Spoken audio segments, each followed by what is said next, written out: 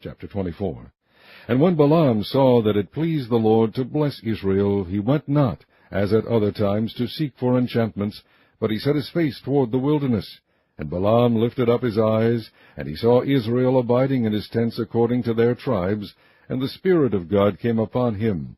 And he took up his parable, and said, Balaam the son of Beor hath said, and the man whose eyes are open hath said, he hath said, which heard the words of God, which saw the vision of the Almighty, falling into a trance, but having his eyes open. How goodly are thy tents, O Jacob, and thy tabernacles, O Israel! As the valleys are, they spread forth, as gardens by the riverside, as the trees of line aloes, which the Lord hath planted, and as cedar trees beside the waters. He shall pour the water out of his buckets, and his seed shall be in many waters, and his king shall be higher than Agag, and his kingdom shall be exalted. God brought him forth out of Egypt. He hath, as it were, the strength of an unicorn. He shall eat up the nations, his enemies, and shall break their bones, and pierce them through with his arrows. He couched, he lay down, as a lion, and as a great lion. Who shall stir him up?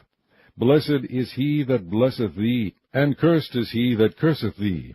And Balak's anger was kindled against Balaam, and he smote his hands together. And Balak said unto Balaam, I called thee to curse mine enemies, and behold, thou hast altogether blessed them these 3 times.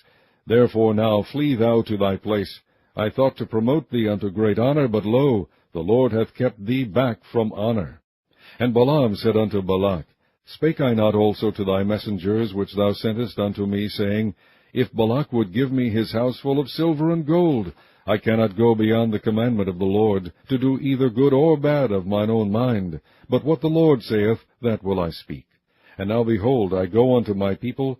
Come therefore, and I will advise thee what this people shall do to thy people in the latter days. And he took up his parable, and said, Balaam the son of Beor hath said, and the man whose eyes are open hath said, he hath said, which heard the words of God, and knew the knowledge of the Most High, which saw the vision of the Almighty, falling into a trance, but having his eyes open, I shall see him, but not now. I shall behold him, but not nigh. There shall come a star out of Jacob, and a scepter shall rise out of Israel, and shall smite the corners of Moab, and destroy all the children of Sheph.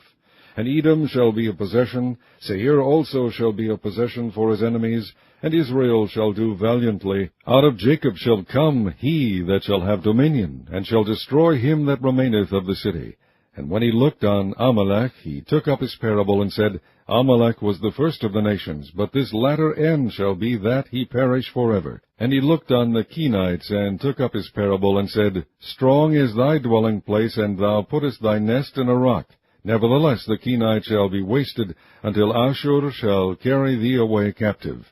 And he took up his parable, and said, Alas, who shall live when God doeth this?